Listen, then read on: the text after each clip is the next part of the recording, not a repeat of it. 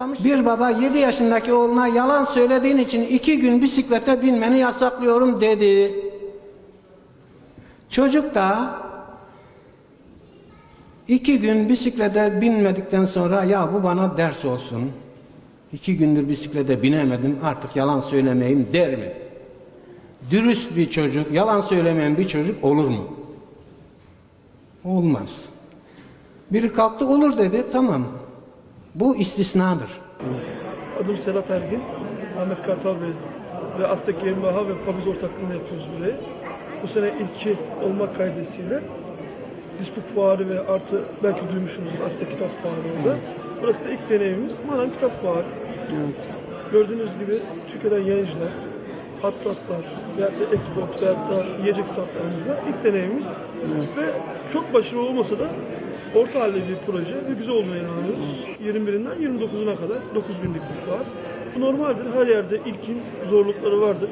İnsanların inanması zordur. İnandıktan sonra çağırmak daha kolay. Bence de güzel.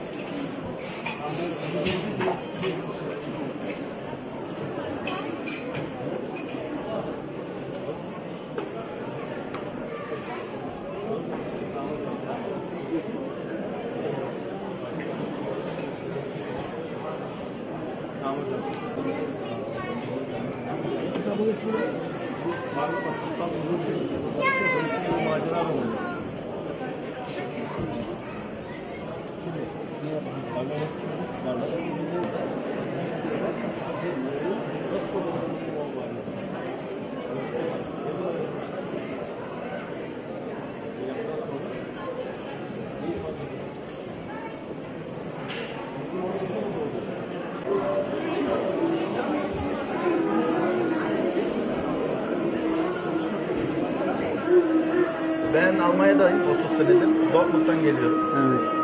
Hayrat Neşriyatı Türkiye'den geliyor. Matbaası Isparta'da. Hayrat'ın Kur'anlarında tevafuk denen bir özellik var. 2008 Kur'an'da bulunan 2806 tane Allah lafzının her sayfada birbirine denk gelmesi var. Ya da diğer sayfada bu şekilde bakın. Buna da tevafuk deniyor. Allah isimlerinin alt alta gelmesi. Bütün sayfada, bütün Kur'an'da bu şekilde. Sonra 422. sayfaya sizi ben gözünüz önüne bir koymak istiyorum. Bakınız bu sayfada Cenab-ı Hak şurada diyor ki ya eyyühellezine amenüzkurullaha zikran kesira. Ey Allah'ın kulları Allah'ı çok zikredin. Allah isminin bütün Kur'an'da en çok zikredildiği sayfa burası. Şöyle bir özellik de var. 5 tane Allah isminin alt alta gelmesi İslam'ın 5 şartına. Aşağıda 6 tane Allah isminin alt alta gelmesi imanın 6 şartına işaret ediyor.